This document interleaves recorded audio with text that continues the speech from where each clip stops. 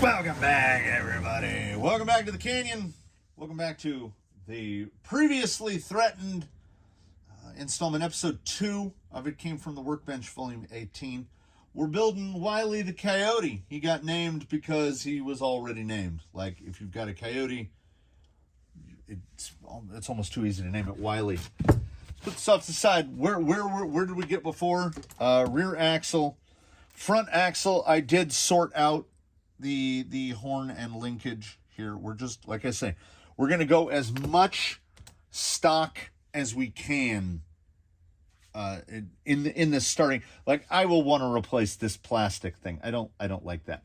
I think the rear axle is probably going to be fine, and we'll put a different link. I'll fabricate a link, and we'll see about putting the carbon fiber C-hub, the knuckles, the carbon fiber knuckles on there. We'll see.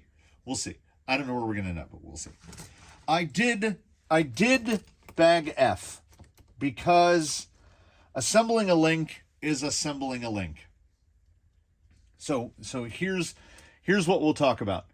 The links are typical 5mm steel, perhaps worthy of mention. They use 3mm threading at the ends. Would this provide a strength issue? I can't say. And you see why they did. These are pinched way down past where a 4 would go.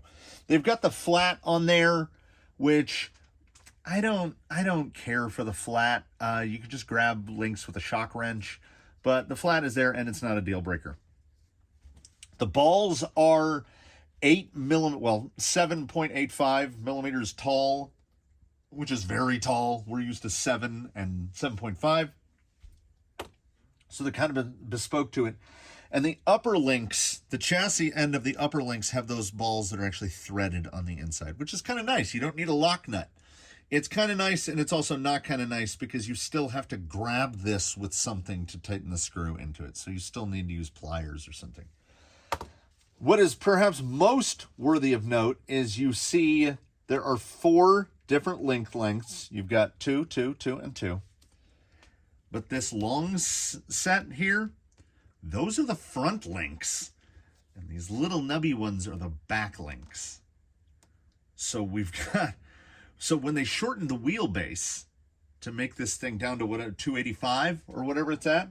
So I'm imagining on the 313, we have roughly equal length links. Like these would just be the same links in the back. But to get down to the 285, they didn't shorten the front, they shortened the rear, which is interesting. And also, I would like to point out, if you're building these, so the front upper, this is that guy, 67.5 millimeter, and it says 1:1, right? So we can test it against this. Not exactly. Like, it's close-ish to 1:1. So I started to doubt myself, and then I put a caliper on it, and I mean, come on, right? So how helpful in the end, how helpful is a 1:1 diagram if it's not actually 1:1? One could argue it is no help at all. Like, you would actually be better having nothing, because you will doubt. Like, they're all close. They're all within that, like, 4 to 5 millimeters away, and they're all off by about the same. So printing issue, like, I desperately want to know what's under this whiteout. That's definitely like a whiteout. If I hold it up to the light, can I see? Factory pre-assembled. It says factory pre-assembled. That is bag G. Here is one completed from bag G, because the center drive shafts assemble the same way that the axle shafts do, where you have to get that spring on there. We're going to put one on. I have one that is not. I have one end that's not on, because I wanted to show you that I think these drive shafts are kind of genius. They have a flat, and they have one like that. This end goes on the transmission end. This end goes on the axle end. There's the slider shafts, and as you see, it's impossible for them to come apart, because right up in here, there's a set screw in there, and this is a pin with a flat in it. So a little thread lock on there, and then these ain't coming apart. You know, and we've got good length. As far as included OE drive shafts go, I would put Carisma's up at the top, because that is really well made. We have a lot of deflection angle. I would say 45 degrees. And then the fact that they're captive. Other than that, they assemble pretty much like everyone else.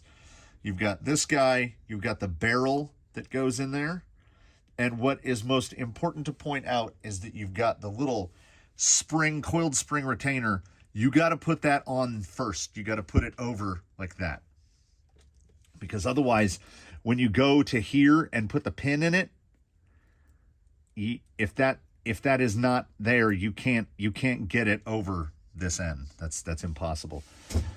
This then becomes a task for people with fingernails. If you don't have fingernails, I mean, I guess you could use like a pick. This is the part that I desperately did not want people to watch me do it 4 times, which is I get my thumbnails hooked under there, and then I just kind of spiral it around. And once you've got about half the coils of the spring on, it just kind of jumps.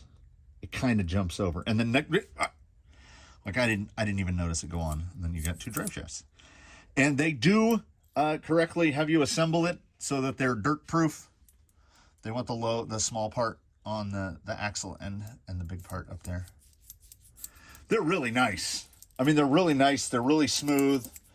If one could see a potential issue, it would be that pin sticks out a little on the sides. So you can do some rock grinding on that pin. But there is 10 examples of repetitive motion just over and over again. Really easy to assemble the links. Really easy to assemble all of it. It's really well thought out. It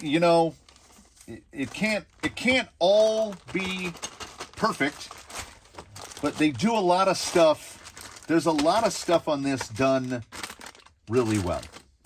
And here we have that same, like I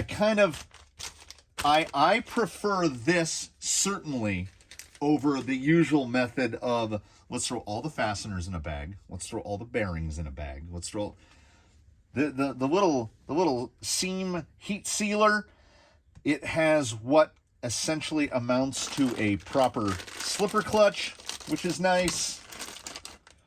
There's part of the gearbox. There's another part of the gearbox, and there's the massive gear cover with a little. But again, we've gone back in time.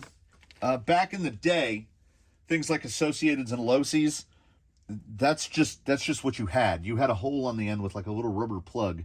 I'm looking to see where is there's going to be a little rubber plug, right? There would be a little rubber plug that went in there so that you could adjust the slipper without taking everything apart. My goal will be to not use that because, as I said in the last one, I don't like gear covers. Top shaft, and it goes all the way down to regular 3mm threads on the top shaft. I see a land for an E-clip. We're definitely getting an E-clip involved. There's one shaft. There's another shaft. They don't. Oh yeah, we need the that guy. We need that guy. I see a set screw there as well. Not 100% sure for what. Oh, maybe, no, I don't know. Big old set screw in there. So we've got the input gear. Do we have all the same, is it all the same gears? No. Is the ATT and the idler gear the same gear? Okay, we've got these 3 gears. So as I mentioned, as I've talked about, this has what's called an anti-torque twist gearbox. Those look like 3 identical gears to me. This is the idler gear for sure. The anti-torque twist gearbox spins the 2 drive shafts in opposite directions. And it's a really simple feature and function because what they do is there will be an output shaft that comes out of the diff. We got a plastic diff gear, so we're going stealth style. It would appear to me, by looking, that this is the correct way to do a gearbox as far as I'm concerned, in all ways. Like, I would probably put the Carisma ATT right up there with the Stealth X in terms of this is how I like a gearbox done, because we've got one big plastic gear, then we've got all metal gears, and we have a plastic spur. And what do we got in here? We have plastic housings and a metal motor plate. Because the metal motor plate is important, otherwise the screws tend to get things befouled. They do not appear, though, to be... So, if we wanted to drop a small negative comment here, it would be that the parts, like I'm looking off frame right over here. I'm looking at this. I'm looking at H1 and H2 to look at the pieces, and you're there's a part over here, there's a part in there, there's a part over there.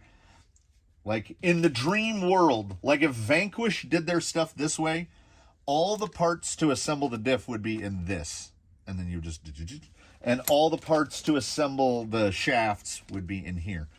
But we can't have everything. So I got to cut open bearings as well. And I know it might not seem like it to many, but I do. I think.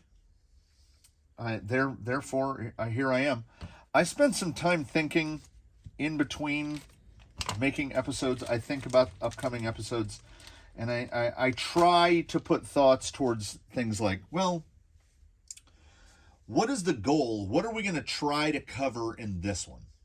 And my tendency to ramble renders me such that, like, we get to what we get to. You know, like I would like to say, I would like to get this bag and this bag and this bag. And I don't know what people want to see more than others. Okay. I have to think here for a second. Does that have a flat on it? What is that one? I don't even... That's got a spot for an E-clip and a flat. What? Oh! Okay. So there's those two. This guy goes in here. Woo. Yeah, and if you're going to do a plastic main gear, 32 pitch, beefy nylon. That's not a bad way to go. We'll need that. We'll need those. I'm still looking for the two. This guy has little spacers in him. Hopefully that won't fall out. There they are. Yeah, but you see, I am bouncing around from bag to bag, trying to figure out what's going on. Okay, so diff case L, diff case R. We've got this guy. Did this guy have to go in from the other side? No. Okay, that guy goes like that. And then there'll be this spacer, which will, I'm sure, try to fall out. Does it fit? Yep. All right, don't do as I do. Do as I say now. This has to go. This is clever. So that inserts in, and then it goes into the box. So that's captive. Nice. Then we put the little spacer sleeve. The sleeves are a little odd to me. I don't know how necessary those would be. Nylon again. Yep. Good old nylon. And then we've got this shaft that has to be done like, now see, now like that. That can't be right? Or is it? Yeah, that's weird, isn't it? That's how that goes. that's how that goes. Like, so when that's assembled correctly, it's not all the way into the locker. All right. Hey, man. What do I know about nothing? Nothing.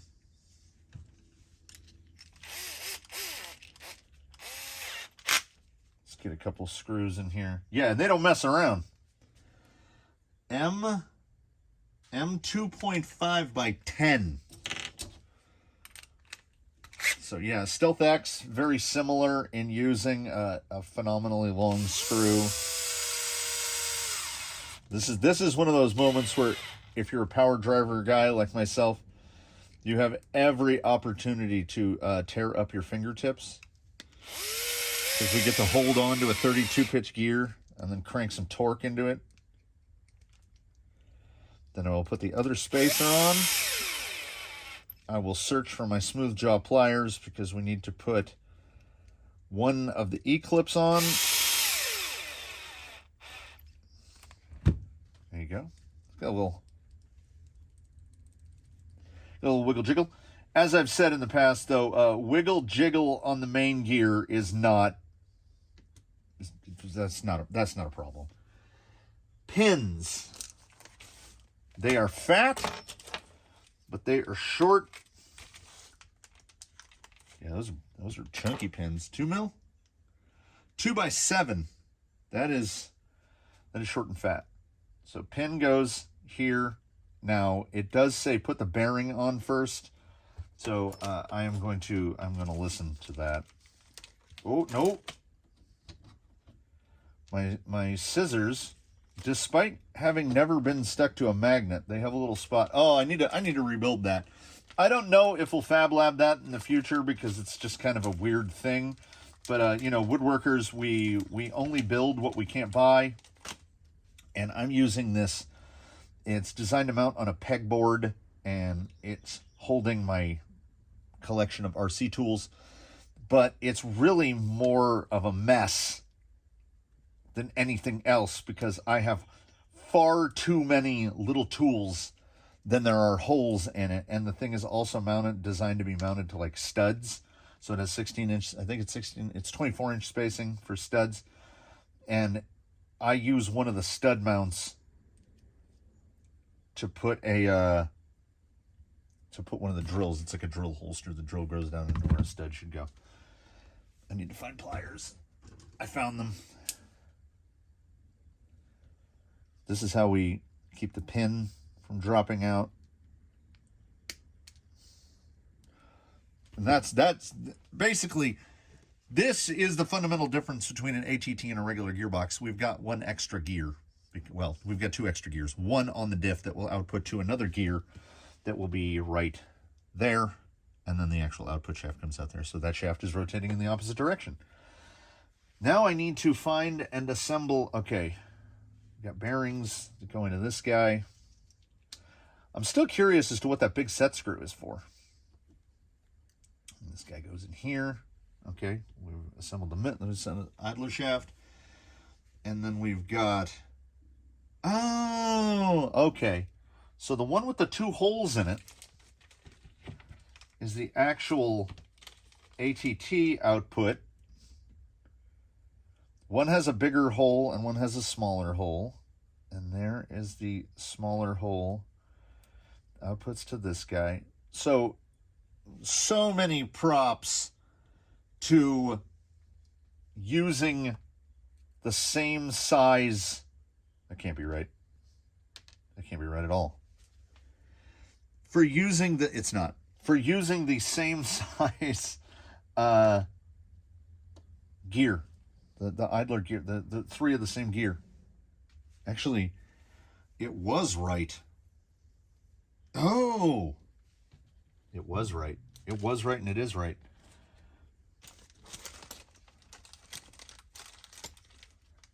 I was like, that doesn't seem right. So the ATT gear uses these tiny little wee baby bush bearings. Little baby bearings.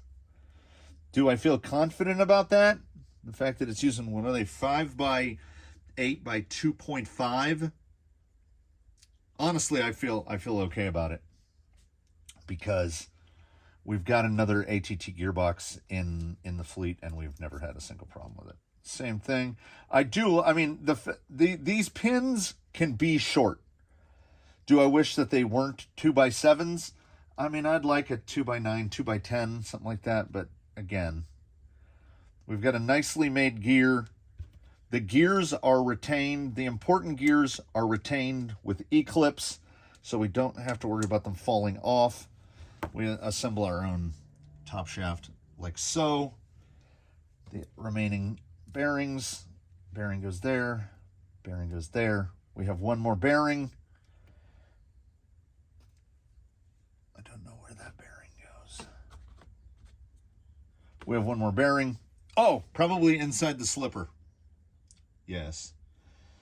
Now we find screws and we assemble. I need M3 by 16. Just one? Just the one? Just one. Just the one. M3 by 16. Double check. M3 by 16. And this is the rear of the box. And this goes through here. This is the rear of the box. This is the front of the box. That goes through like that? Really? No, that can't be right.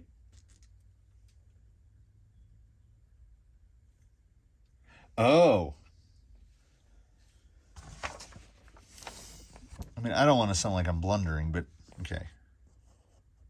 Looks.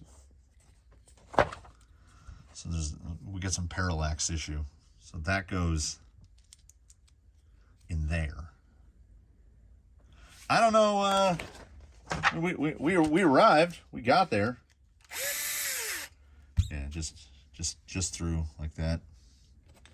Motor plata. We got some real belt and suspenders here. 4 mounting points to mount the plate to the case, which I gotta say, that's a new one for me. And oh, wait till you see us do the other side. They do not go about this the way we have gone about this traditionally. You see lock nuts coming. Yeah, that's strange. So the 2 halves are held with M3 by 40s. 2 of them were right there, but one of them is over here. Nope. That is a 45, or is it 2? Yep. Oh, I'm not 100%. I'm not super happy about that. Oh yeah, so that fats out. We need a 45 for that, and then these 2 are 40s. So, not optimal, but I'm okay with it. We'll live. Let me put some grease. It's too much of this. I'm gonna grease, and we'll start putting the parts in here. It is the darker part of me that wants to share how bad the CRC brake and caliper grease smells. It is not great. Like I say, we fill them up. We fill them up good. So I will be able to get a little more grease in the outside. Let's see how much are we going to get splooching out? Hey, that's that's pretty well packed. We got a good healthy amount of grease in there. That's interesting. So the metal plates are threaded, but they want them all the way through like this.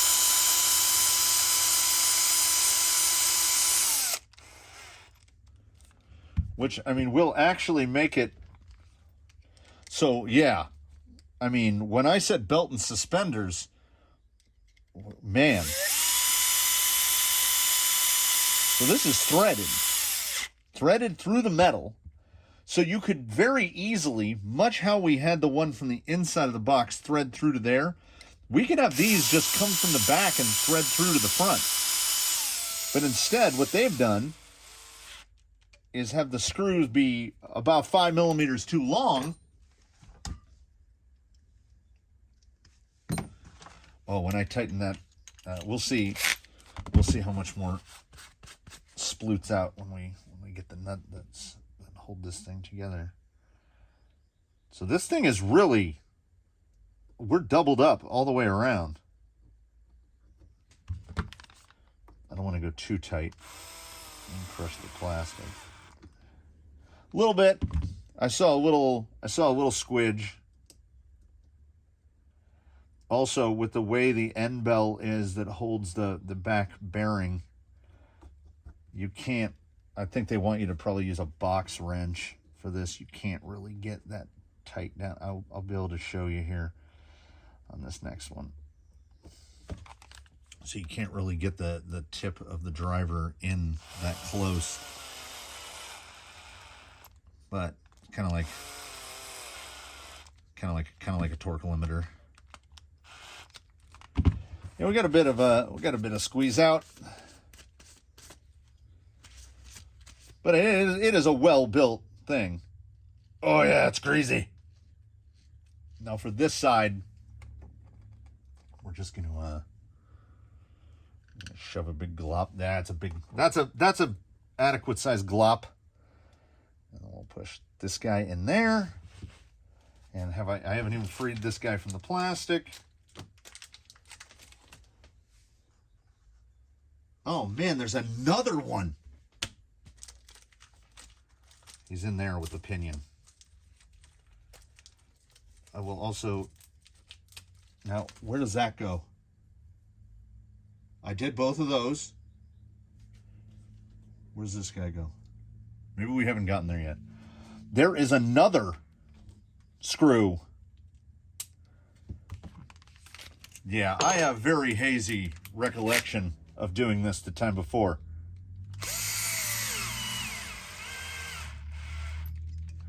That is, that gearbox is buttoned up.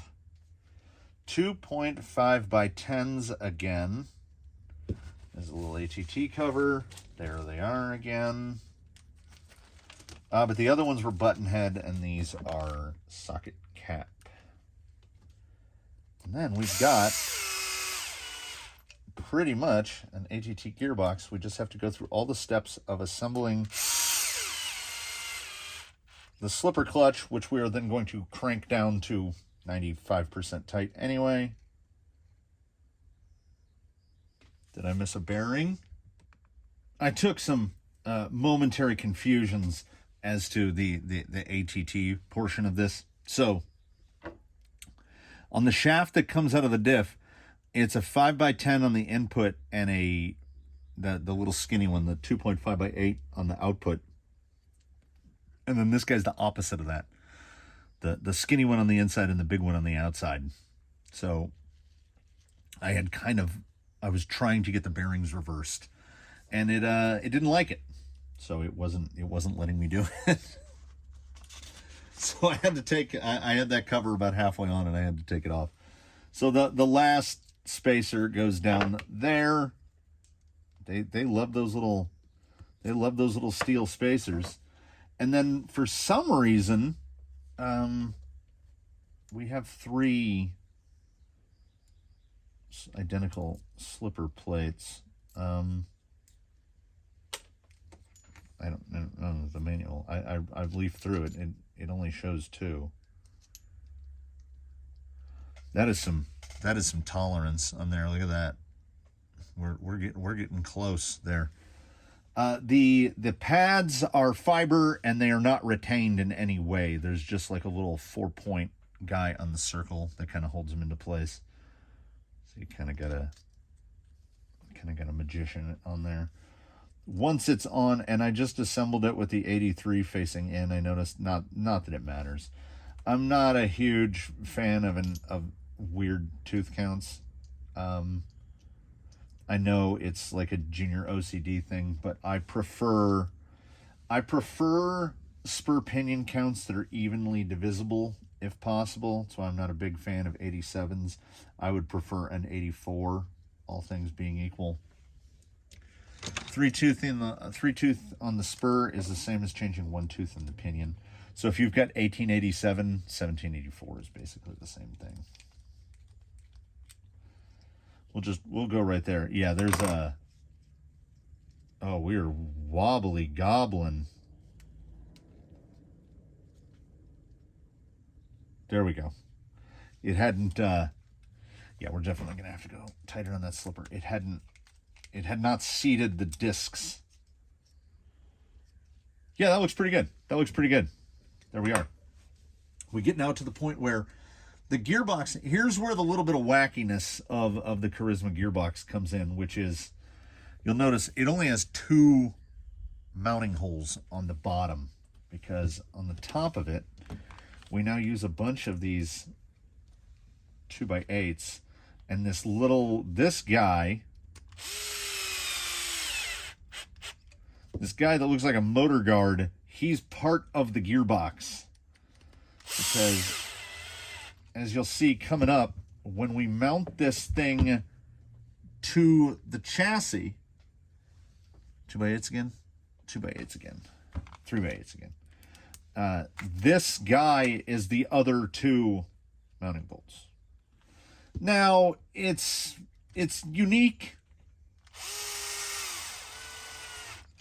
but as a wise man once said, unique does not guarantee useful. So that's how it mounts. This goes on the outside of the frame rail, which makes it a little tricky if you're changing frame rails. So there's how she goes. And this gearbox, it being ATT, like look at the size of this thing. And unless it's somewhere else, I don't see I don't like that at all. So that screw is supposed to sit, but the cover like rocks on it. Yeah, I've never run that cover anyway. Where was I going? Oh, because it's ATT, this is the back. So I mean, I get, and well, there's no way, like the way the motor plate is, this gearbox mounts one way. There's no possibility of flipping it around to mount it the other way. Also, with the pinned together drive shafts, we have no worry of phasing them. That they're in phase. They can only be assembled one way, so that they have to be phased. They use I will show you the other one as I install it. They use a particularly lanky drive pin, which you could replace with any other pin. And honestly, I don't 100% understand why they go with this pin, because the drive screw on the other end is still a 1.5 millimeter. So if you're going to do a 1.5 millimeter pin, you could just use a typical, a screw pin, like Traxxas, Axial, Element, any of them. It doesn't have to be this big, long thing. That said, I've never had a problem with this big, long thing. And we can do the thing now where if we put them like this and we go like this. How weird is that? To see them rotate in opposite directions, how they're walking away from each other. That's ATT right there. And it does indeed work. It works. I mean, it works. The van has no torque twist, so it works. I don't know what time we're at, but you know what? What do I care? Okay, you're here. You can watch it. I need the bag. It's like I. Is it I? Bag I. Let's get this thing on rails. Let's I don't know if we'll get a slider. Wow, that is a that is a strap. It's got to be an inch wide. It is. And it is nice and short, like 7 1/4 inches long. Got a bunch of individual fasteners. Body mounts, a bunch of servo horns. I think those are like wire routing fellas. There's another one. Sliders, center chassis, the part we don't need. And then the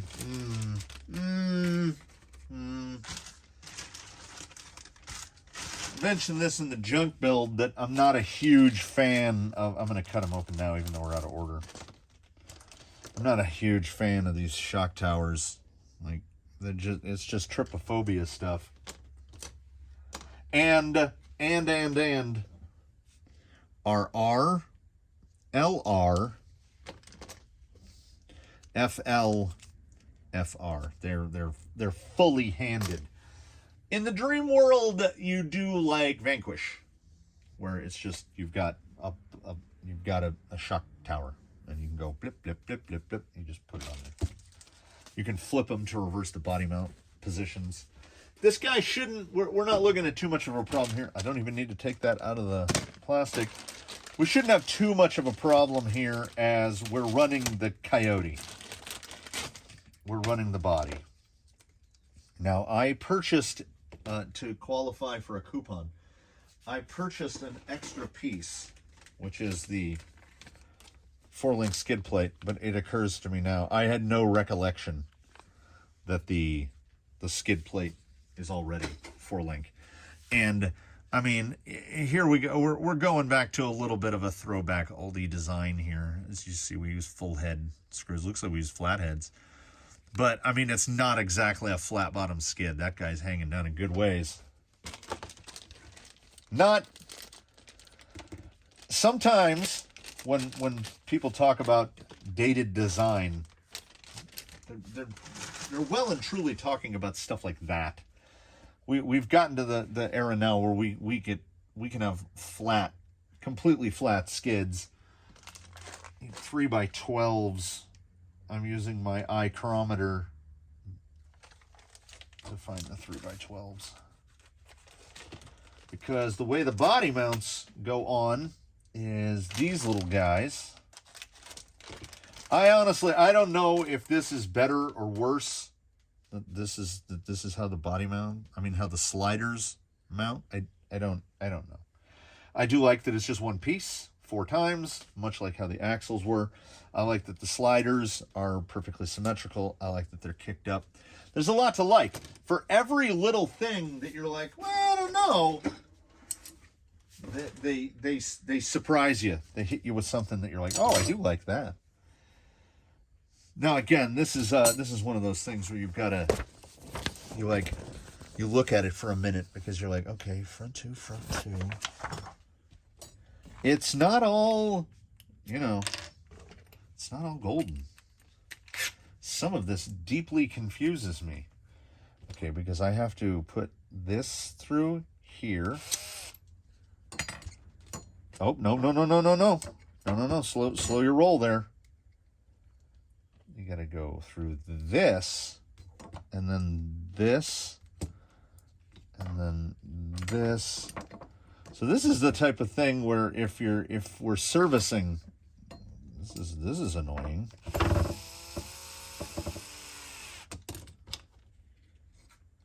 Maybe it's just the first one that will be a physical and mental challenge to get it mounted.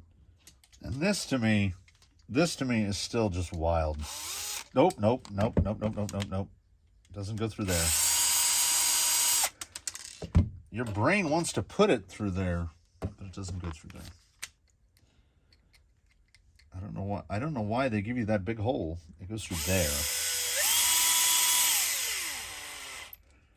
And those seem like that seems too long to me. Like that's a 14, and I feel like that should be a 12. But that's the only length of those we get. We put 2, we'll put 1 in each. And this is stuff to me, like that's just wild. That's the rear and that's the front. Ordinarily, we're looking at link lengths that are the that are the complete opposite of that. Like I say, I have an MST that the build incidentally ended up with slightly longer links in the back than in the front, because it was my first sort of half effort at moving a skid forward and angling it. And when I angled it, it got so short that the front drive shaft wouldn't fit where the front drive shaft is supposed to go anymore. FR, LR. This is LR. I'm gonna have to get the shock towers on here in a moment. And the front will involve some bodging around to get it on there. This guy goes on with this brace, and I never employed this brace on the van, and I just learned another thing. Incidentally, we find these things out. The chassis rails, it's not Element or any style like that where we can do multiple things on one set of rails. These rails are the Coyote rails, which makes sense because with how much shorter the wheelbase is and how short the body is, to refresh your memory, this body is 17.5 inches end to end. By comparison, the frame rail on this guy's cut down.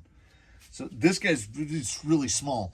And it looks like we're in that instance where the rear bumper is going to be, it looks like the rear bumper is going to be part of the body and not part of the rig itself. So, I mean, this is where you get. And then we do the exact same thing to mount the other side. So let me do that. We'll come back for putting the gearbox in place. Unnecessarily, full disclosure, when I'm not doing stuff, I turn on the music, and it goes.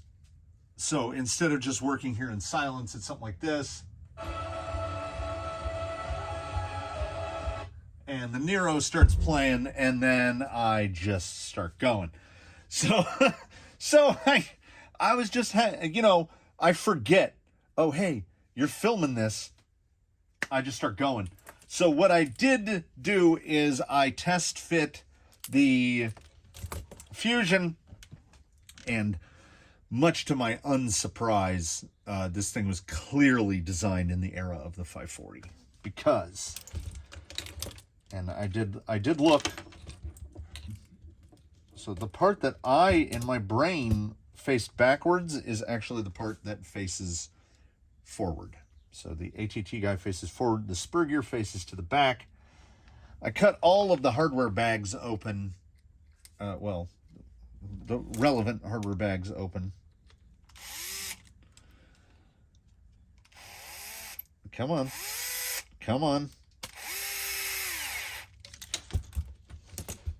So that it will make this 5% more streamlined. From the bottom, M3 by 18, holding that in place. The little angle on the slider does make it a little difficult to get those in. I think these are 18s, yes. So we'll get this guy in. So the 550 just fit so perfectly.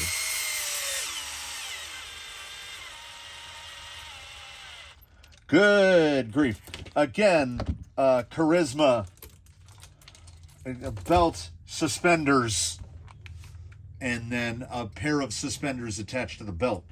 I mean, do we really need this to attach the gearbox? That is a 20.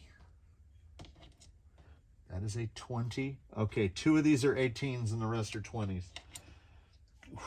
Keep a ruler on hand, just in general.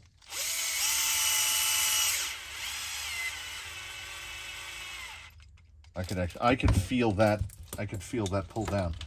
So I'm not sure We may indeed just slap the speed control back on here.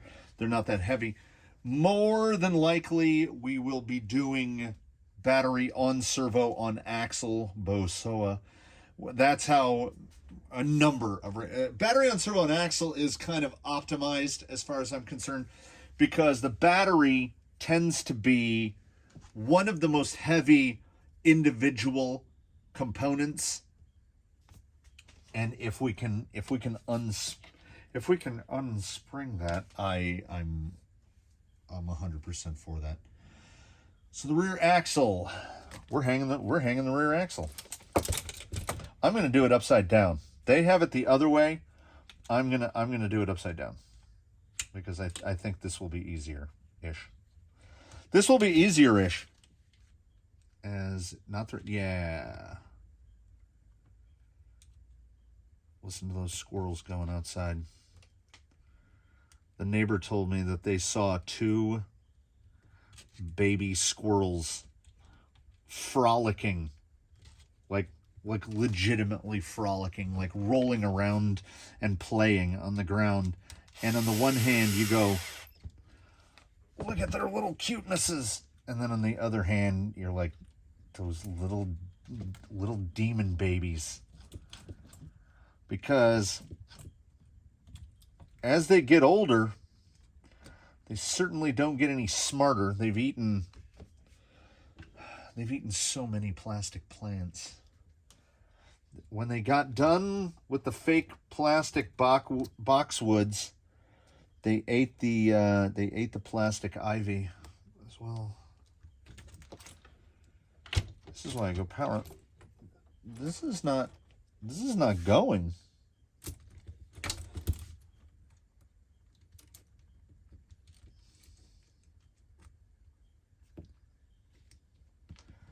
I see what it is. The axle kind of sets, the pinion kind of slides in. We're going manual because it's less effort to do that than it than it is to change the bit in the driver. Now they want lower links, 3x16 at the front, 3x23 on the shock bottom. Oh, because the lower links share. And luckily, I've got them right here. We're getting to it. We're getting to a slider for sure here. I need M3x16s. That's got to be them, and it is.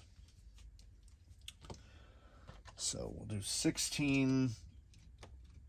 Yeah, like I say, I've never really, and the Vanimal, my other Carisma, is also on Class 1s.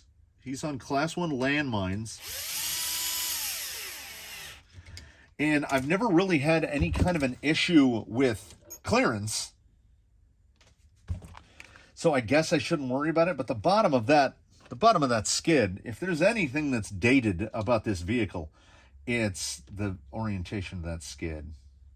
Like, honestly, we understand there's a little bit of weight savings and a little bit of material savings. But if this was just smooth and flat, you would have a lot less chance of hanging it up on stuff. 23, 23. Keep these together. So it will go shock, link.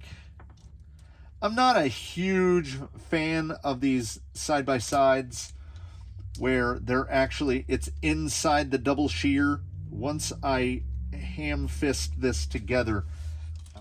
So double shear, good. Not having to use a lock nut on the inside, good. But this particular method, which a number of companies use, sandwich them side by side, at least for the big-handed of us, is suboptimal, because you got to get the shock just on there, and then you got to try to get the link, and we have no clearance, so you're trying to get a moving, pivoting thing immediately lined up with another moving, pivoting thing.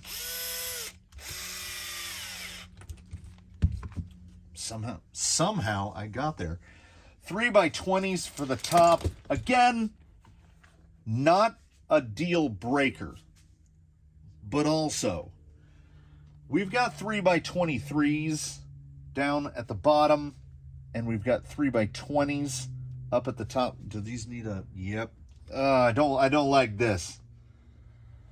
I'm remembering now. See, the Vanimal was an RTR, so that was the only way to get it with the van body. So he came pre-assembled. He's been apart many times, but I had forgotten that it's the big plastic standoff, so no pillow ball or anything. It's not the way I like it. I hadn't even cut open the little. I was like, what are all these washers for? It's so many washers. Well, yeah. They like the washers. And I don't. Still not as bad as like Element, where you have to use a washer on the inside and a washer on the outside. I'm just picking a random hole here. And as I mentioned, why I'm not a huge fan. That was a 23, wasn't it? Why I am not a huge fan of these shock towers. Once I determine if this is a 20 or a 23, it is a 23, so that is for the front suspension. That is a 23. That is the other one for the front suspension. So there should be nothing left but 20s, which are the shock tops. Yes. So that really just emphasizes what I was rambling about a moment ago, which is don't give me two screws that are 3 millimeters apart, because if you're just looking, you get a little bit of that hunter's eye. We get a little parallax. We got that stereo vision. You look at them just right sideways, a 20 and a 23 are going to look very similar.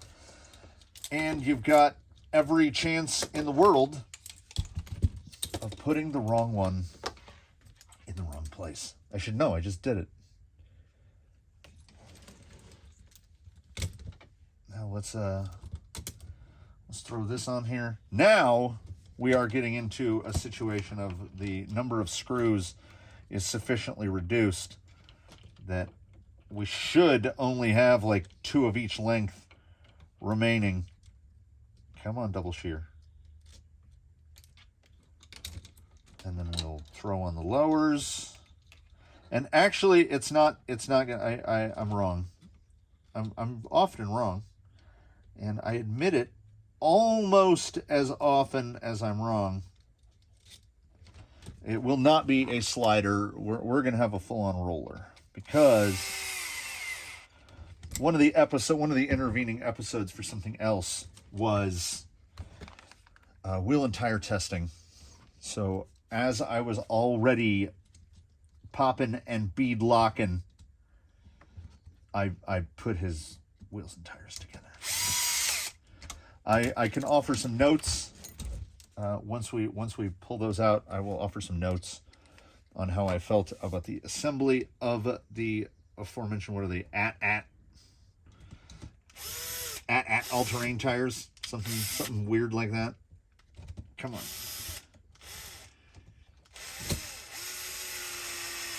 There we go. And then same exact process. What are they? Your breath push.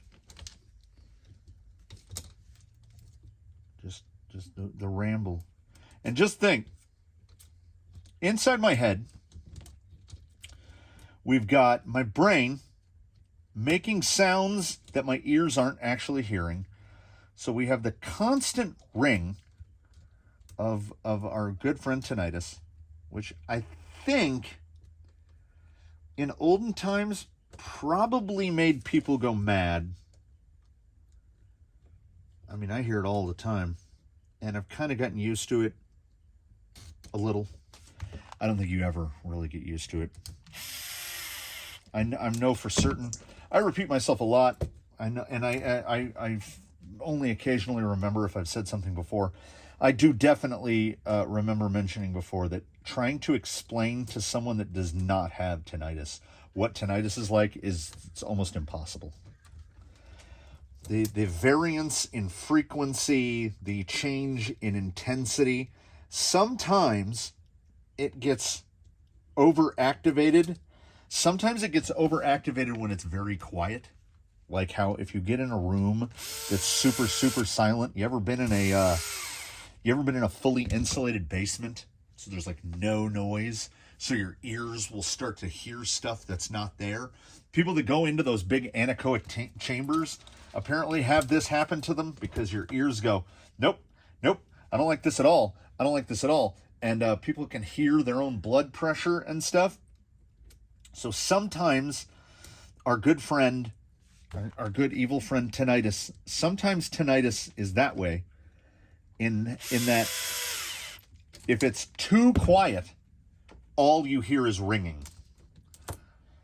Sometimes if the noise is just right, like if you get in a big crowd of people, you get that pink noise, white noise going on, the tinnitus will like swell up and overwhelm all the other sounds. And then someone, like my wife, who has the typical voice of a modern American woman, her voice is in the range that the tinnitus is just washing out. Like that's the tone I'm hearing. So she's talking, and I see her lips moving, and I can't make out any of it. Like it's not even words. And I go, I do the thing where like this is my head, and I just point to my ear, and God bless her. She just says the same thing over again. Like doesn't get any closer to me. Doesn't say it any louder. Just repeats it like she thinks I wasn't paying attention. Nope, ma'am. I am trying to establish to you that as each day passes, I'm a little more deaf. But I don't mean deaf in like I can no longer hear. I can't hear certain frequencies anymore. Some of them are just gone. It makes movies weird sometimes. But other frequencies, the frequencies that are not being constantly washed by tinnitus, good grief, can I hear those? I could hear like a tinging, like a ping, ping, ping of something hitting something else. And I turn to the wife and I go, what is that? And she goes, I don't know what you're talking about.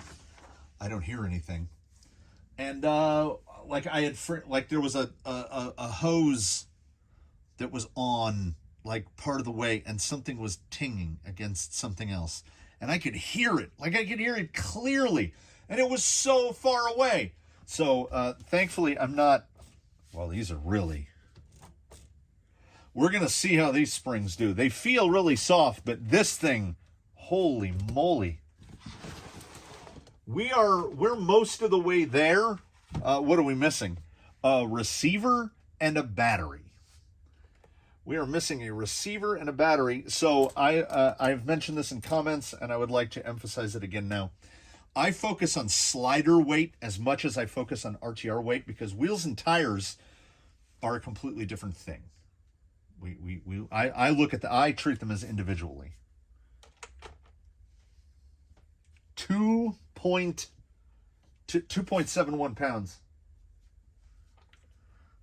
So this might be the guy, might be the first guy. Again, going back to from the comments, I had just said in a comment very recently, I don't have a rig that's even close to 5 pounds. I don't know how people do it. 5 pounds is not attainable. Oh, yes. Are these wrong? Left, rear, front left, right rear, right front. Yeah, you want to think that those shock towers are on backwards, right? Like, why would you make it so that the holes, like those holes aren't really usable?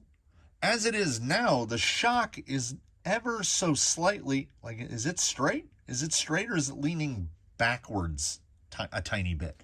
Now, those rear shock towers should be flippable. I can flip them right to left. But the front shock towers, because they follow that curve, I don't think they can be flipped. And that shock is straight up and down. So, like, look at this hole over here. Are you really going to lean your shock forward like 10, 15 degrees? I don't understand why someone would do that. And because this thing is so light, oh, look at the... And again, we come to these very short rear links and very long front links. So this is full.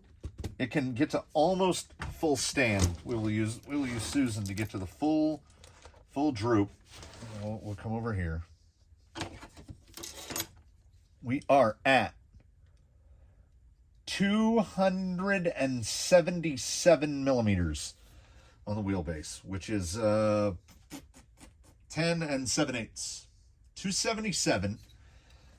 But when we go to full squish, backwards, we are at 294, 293, 294. So you want to talk dynamic wheelbase. This thing changes length. That's almost 3/4 of an inch from so 18 millimeters. Is that 18 millimeters? Isn't that 3/4 of an inch? That is 3/4 of an inch. So it changes wheelbase 3/4 of an inch in sweep. You can see that front axle.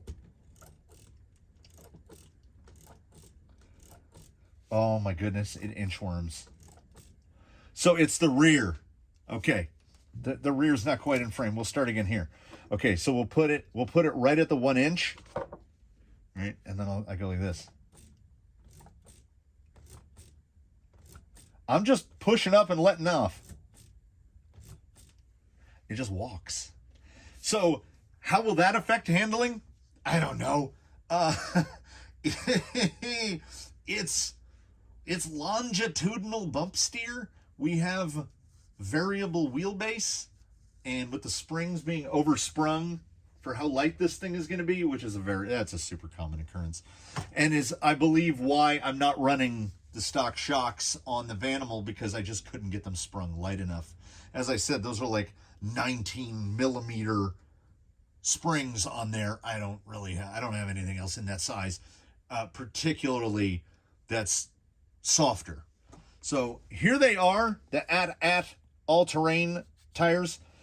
They have this, they say scent is the most tied to memory, the scent's most tied to memory. These smell like tires. These don't just smell like tires.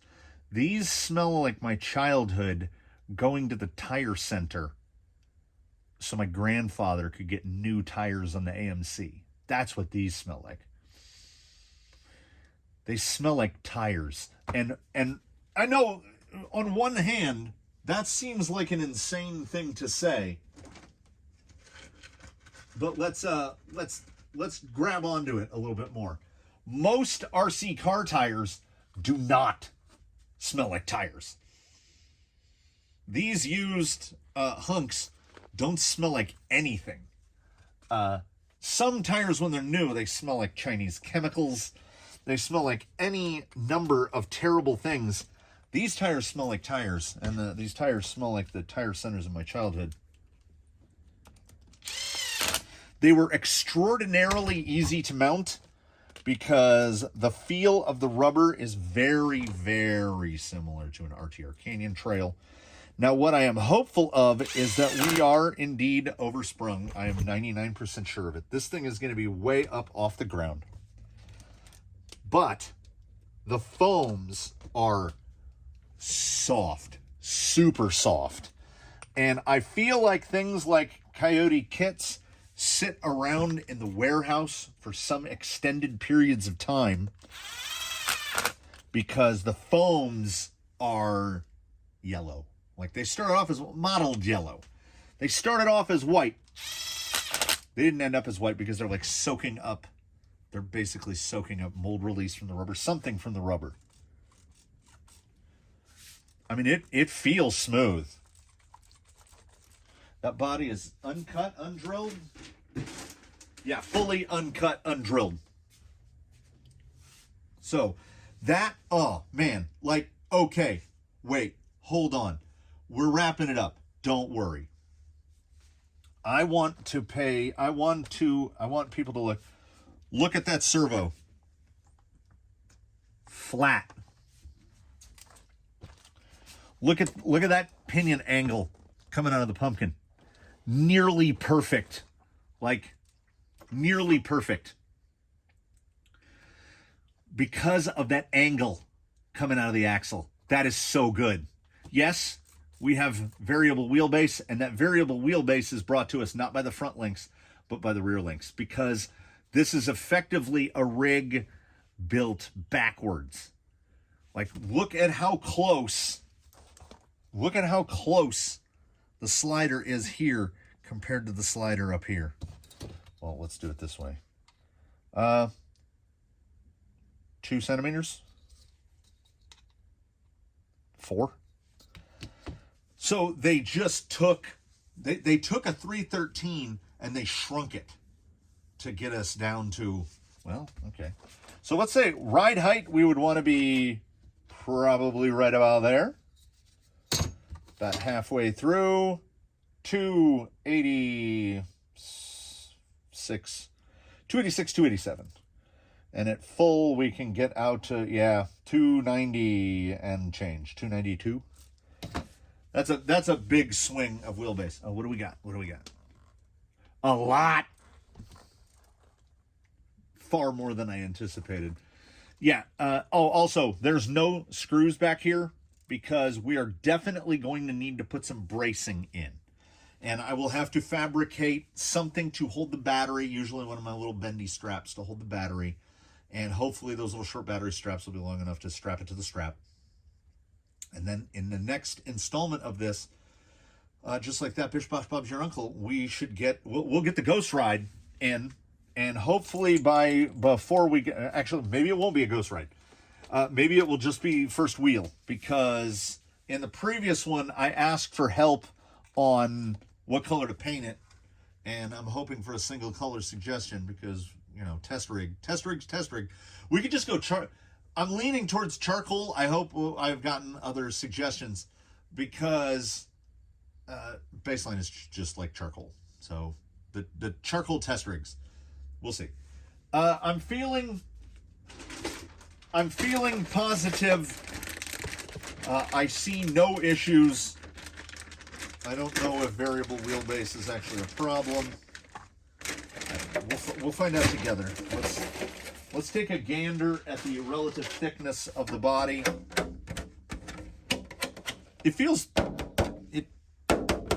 pretty good. I'm not feeling a lot of super thinness out here at the edges. Look at that. Almost like it was made for it. The tires line up. Yeah, the foams. I can't emphasize enough how soft these foams are. Like, they are super soft. And they play into a theory that I've had about firmer compound tire with a very soft foam. And then if you get a really soft compound tire, you put a firmer foam. That's how I think those RC four-wheel drive Baja Claws can get away with their stock foam, is because that foam is a little more firm than medium, but the tire is so soft that the tire just wants to deflect everywhere, and the foam helps guide it. So I'm hopeful that these tires and foams will play well to one another. So in between now and when we meet again, I will have, there are pre-dimples. Yeah, you cannot flip the tires around the body is, this is something you don't see much anymore. The body is actually dimpled for it. And they have little reliefs. Look at that. Because there are little plastic discs that sit on the body posts. Wow, clever. Neat, clever. I like the look of this body. It's kind of aggressive at the front, like retro aggressive. I like it. We'll see what color it ends up. I'm going to let you guys help me on that. If you haven't already. Yeah, that's right. I'm filming this before the other one is live. Let's That's how, sometimes I got free time, sometimes I don't. So, next time we meet on It Came From the Workbench Volume 18, the body will be fitted and the electronics will be secured, and I'll have a way to put a battery, and I'll have done something. Most likely it will just be a brace that goes between the two body mount screws across here, because otherwise this front end is going to collapse. This is the total structural strength, and remember how I mentioned how thin these are? The first time this thing fell on its face, that would be that. All right. I'm looking forward to getting this guy out on the rocks, our Class 1 test guy, and I've got to get my hands on some more Class 1s to test. The dirt tracks guys. That's the goal. That's the goal. So I thank you for watching this one. I don't know why these run so long. They just do. They just do. And like I say, I want to keep him as close to this as possible. But if changing the shocks is a thing that happens, then changing the shocks is a thing that happens. He will get desert lizards. I have a set of green 90mm desert lizards that have been homeless since they were removed from, I think, the Tranquish. And I don't want to purchase shocks for this guy. These shocks actually feel good, but as you can see, there's no preload, and we are, I would want to be sitting there. And I don't think there's any way for that to happen, because the body and the battery, there's our parting shot. We'll grab a battery. So give or take like a tiny little bit. Like there'll be a tiny little bit more weight on this, but almost negligible. And now, honestly, when he's sitting here with the wheels on him, he feels like he's well over 5 pounds. 5.5. I don't get it. I don't get it. How do people get 5-pound vehicles unless they're using plastic wheels? Yeah, 5.58. So he's 5.6 pounds. He'll probably be 5 3/4. No, he'll probably be 6 pounds, because he's got a bumper, and he's got the rest of the body mounts, and he's got some. There's zero added weight to this, and it's going to be 6 pounds. I don't get it. I see these people with 5-pound vehicles, and I'm like, how? Like 6 pounds is what it is. Now, yeah, these are heavy, but anyway. Thanks for watching, everybody. This one could go an hour and a half if I don't stop myself right now. I do invite you, as always, to please comment below. Like if you liked it. Subscribe if you haven't. Subscriptions don't cost anything. If you do feel like supporting the channel financially, even if it's just a tiny little bit, we do offer channel memberships. Do I make members-only content? Sometimes, every once in a while. If you've listened to me speak in a video, you understand that. Look at over there. I saw a squirrel. I am very easily distracted. So I don't know what I'll be doing 5 minutes from now. I don't remember what I was doing 5 minutes ago. I'm starting to actually seriously question whether or not I have a perception of self. Like, am I an animal? Am I an animal and I just don't know it? I don't know. We'll never figure that one out, but I will see you again very soon in whatever comes next. I invite you to please do as we all recommend, and that is that in between now and when we meet again, please one and all do your very best to have a good one, everybody. We will see you again in whatever shenanigans we come up with. Oh, I also, I didn't even pay attention on the amount of these. They're directional. This one is correct. This one is correct, and these two need to be flipped. We'll get to that more when we get to wheeling stuff. And the next episode of this, 2 episodes on the bench, and then we're out on rocks. Pretty good. That's pretty good for us. Credit where credit's due. We'll see you next time, everybody. Yeah. Have a good one, everybody.